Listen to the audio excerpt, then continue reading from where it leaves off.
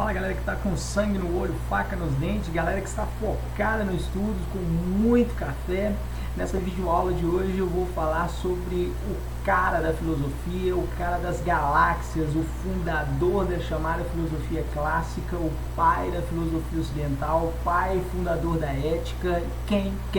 Estou falando dele, simplesmente o cara que fundou as bases do pensamento filosófico ocidental. Eu estou falando de Sócrates. O foco da nossa aula de hoje é Sócrates. Então, vem comigo. Primeira coisa que a gente tem que entender, em especial sobre Sócrates, é o seu contexto histórico, ou seja, o momento a qual Sócrates necessariamente faz parte dentro da história da filosofia. Sócrates está inserido em um contexto histórico específico. Sócrates, ele é filho de seu tempo, tudo bem? Então, que contexto histórico é esse? É um contexto de reflexões filosóficas, é um contexto de a própria filosofia como fruto do pensamento racional humano tomando novas feições, onde o indivíduo, o homem, passa a se tornar o foco desta filosofia, ok? Nós vimos que as condições históricas da Grécia reuniram fatores necessários para o surgimento da filosofia, chamados pré-socráticos.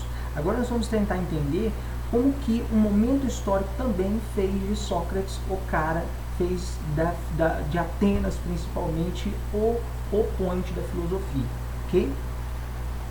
Sócrates, como eu disse, ele é filho do seu tempo. É filho de um contexto histórico que Atenas se tornou o centro cultural e político do mundo grego após a vitória sobre os persas, ok? Em termos de aspectos sociais, essa vitória dos gregos sobre os persas durante as guerras médicas de 490 a.C. a 448 a.C., uma vitória que só foi possível graças à formação da Liga de Delos, aquela aliança militar entre as polis gregas para enfrentar um inimigo em comum, que eram os persas que ameaçavam a liberdade das polis, a autonomia das polis.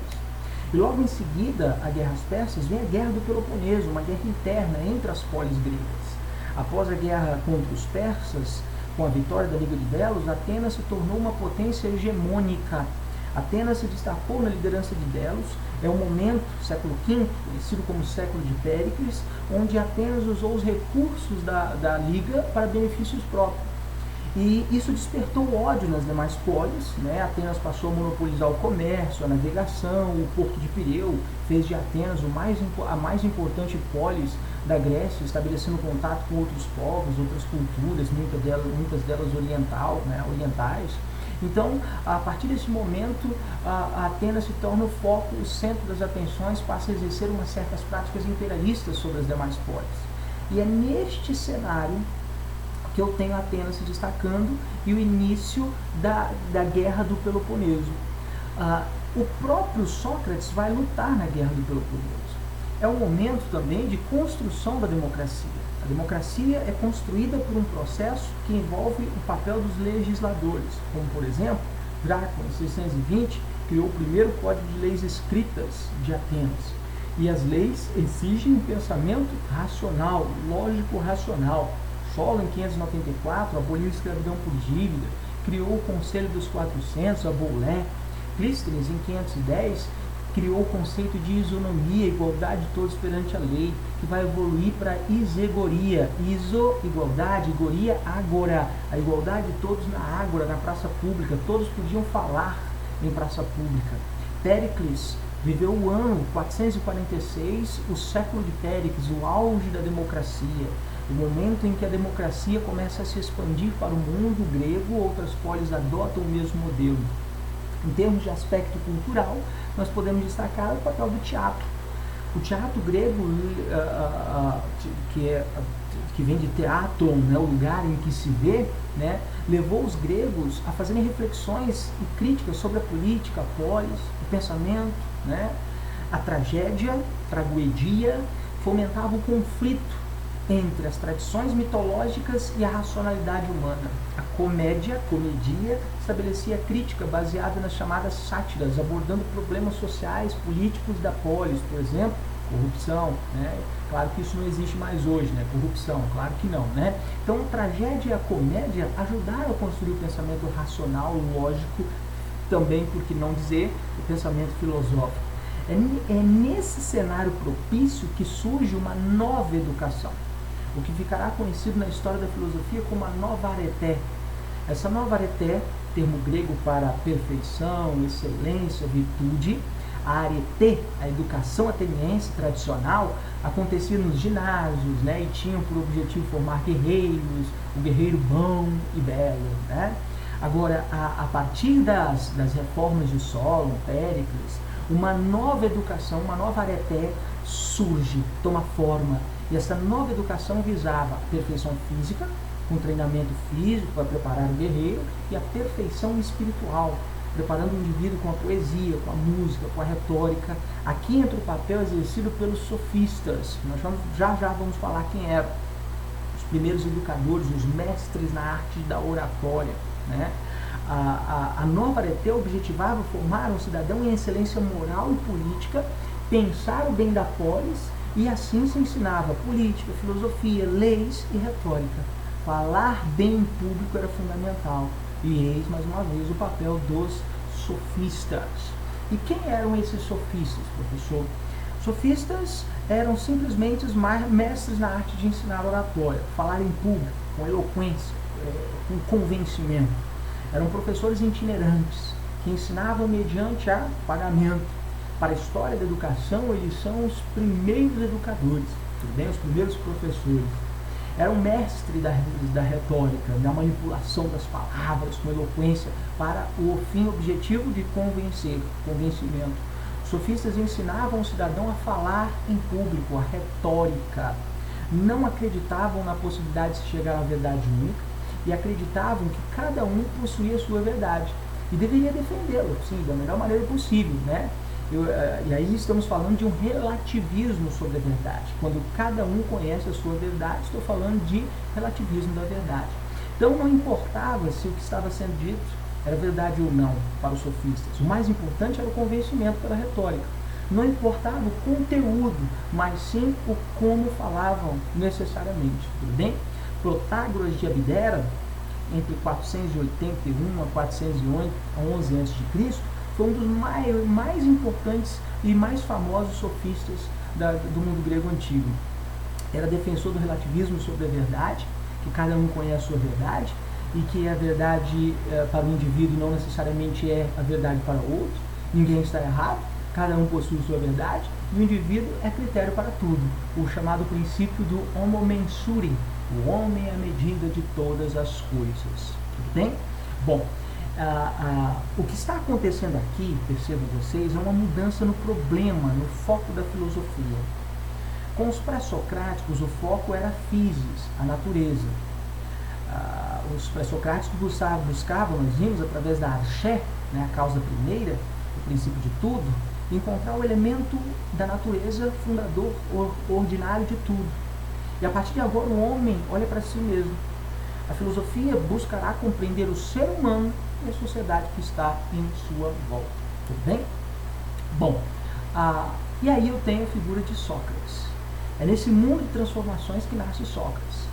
Há dúvidas de fato se ele realmente existiu, pois não deixou absolutamente nada escrito. A maior parte do que temos sobre Sócrates foi deixado pelo seu maior discípulo Platão. O que se sabe sobre Sócrates é que ele nasceu em Atenas, teve uma vida pobre, ele é filho de Sofronísio, um escultor, e Fenarete, uma parteira, lutou na guerra do Peloponeso, acabou condenado à pena capital, à pena de morte, por autoenvenenamento por cicuta, aproximadamente aos 70 anos, por supostamente desvirtuar os filhos da aristocracia e contestar os deuses da polis. Tudo bem? Sua importância no campo da história da filosofia é única, é singular. Sócrates é fundador da chamada filosofia clássica, pai da filosofia ocidental, pai fundador da ética e da moral. O cara é simplesmente o cara. Frases como conhece-te a ti mesmo, só sei que nada sei, definem o pensamento socrático. Por exemplo, como que surge a figura de Sócrates, como que ele começa a se preocupar com a filosofia? Conta-se, né?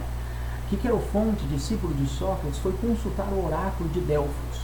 Querofonte perguntou ao oráculo na cidade de Delfos quem era o homem mais sábio do mundo. E o oráculo, Sibila, uma jovem virgem, sob efeito de drogas alucinógenas, teria dito que era Sócrates. Sócrates era o homem mais sábio do mundo. Tudo bem? Sócrates, assim que soube, também teria ido visitar o oráculo e ficou extasiado com as inscrições em cima do templo de Apolo, no oráculo de Delfos, escrito Teme-te noce, conhece-te a ti mesmo. E então começou o que ficou conhecido como a busca pela verdade, a chamada investigação socrática, né? Assim que entrou ali o interior, que Sibila pergunta a ele o que você sabe, ele responde, só sei que nada sei. Ele buscou conhecer a verdade e saiu para visitar todos os homens mais sábios da época, os homens mais sábios e inteligentes de todas as polis. E chegou a uma conclusão de que a cada novo conhecimento obtido, uma nova ignorância surge. Só sei que nada sei. Chegou à conclusão de que o que ele sabe não é absolutamente nada, e as pessoas que dizem que sabem é ignorância. Sócrates buscou também aquilo que determinava a moral, do latim mores, valores, costumes, valores do que é certo, errado, bom, belo, mal, feio, belo, etc.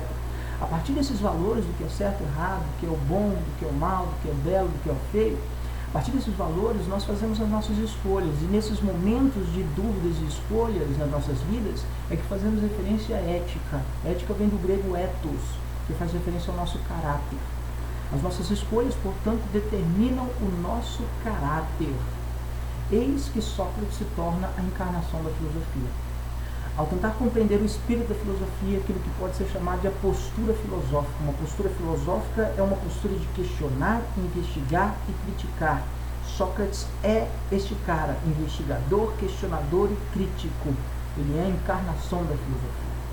Essa imagem que vocês estão vendo aqui é o pensador de Auguste Rodin, francês, escultor francês. Constantemente é usada para retratar e personificar a filosofia. A estátua de um homem em meditação, lutando com uma força poderosa interna, o pensamento, a dúvida, o problema. O trabalho mostra uma figura masculina nua, sentada em uma pedra, com o queixo apoiado em uma das mãos, como se imerso em seus pensamentos. Um homem perdido em seus pensamentos, mas cujo corpo musculoso sugere uma capacidade de ação gigantesca, mas preso aos pensamentos. Uma obra fantástica, realmente. E é constantemente utilizada para personificar a ideia de filosofia. Tudo bem? Bom, e o grande legado de Sócrates é o famoso método socrático. E o que seria esse método socrático, né? O método socrático consiste em uma técnica de investigação filosófica feita em forma de diálogo. Consiste em o professor, o locutor, conduzir o aluno, o interlocutor, ou o filósofo, conduzir o seu discípulo, a um processo de reflexão e descoberta dos próprios valores. O diálogo, ou método socrático, é dividido em duas etapas. A ironia, ou eirin, que significa perguntar, questionar. Sócrates, o locutor, fazia perguntas ao interlocutor, o interlocutor pensa e dá suas respostas, e Sócrates busca identificar nessas respostas o preconceito, as opiniões subjetivas, a ignorância. E logo em seguida vem a maiêutica, o parto das ideias. Sócrates refaz as perguntas comentando-as, e a fim de conduzir o interlocutor a questionar a si mesmo e as suas próprias respostas. A finalidade é que o interlocutor reconheça sua própria ignorância, Sócrates pondera que só pode alcançar a verdade se dela a alma estiver grávida. Lembrando que a mãe de Sócrates era parteira, né, Fenarete. Sócrates pondera a necessidade de trazer a verdade à luz. Assim como a criança precisa da parteira para vir à luz, a verdade precisa do filósofo para vir à luz. Tudo bem? Então nós podemos destacar, por exemplo, as diferenças básicas entre os sofistas e Sócrates. Os sofistas ensinavam, tudo bem? Os Sócrates perguntava, ele não ensinava, tudo bem? Sofistas eram céticos em relação à verdade. Sócrates era dogmático, acreditava na possibilidade da existência da verdade. Os sofistas cobravam pelo seu trabalho. Sócrates achava errado cobrar pelo trabalho porque o conhecimento, a verdade, já está dentro de cada um. A função do filósofo é apenas trazer essa verdade, esse conhecimento à luz. Os sofistas exerciam um monólogo em comparação a Sócrates, que dialogava. É a diferença básica entre sofistas e Sócrates. E para a gente fechar a nossa aula, acusado de corromper a juventude, os filhos da aristocracia, com novas crenças, duvidar dos valores tradicionais e religiosos de Atenas. Sócrates dizia escutar uma voz interna, daemon. Acreditava que era como um deus que lhe dizia o que podia ou não podia fazer. Sócrates não se defendeu, aceitou sua condenação. Teve a oportunidade de fugir, mas aceitou em fidelidade as leis da polis, o que foi lhe aplicado como pena.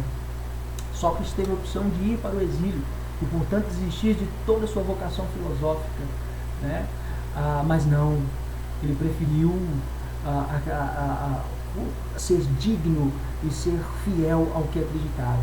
Sócrates escolheu a morte, a pena capital, o autoenvenenamento por cicuta, né? E é interessante a gente olhar para essa maneira para Sócrates, alguém que sacrificou por aquilo que acreditava. Teve a oportunidade de fugir, se exilar, de negar tudo que sabia, conhecia e sobreviver, mas não, preferiu a morte.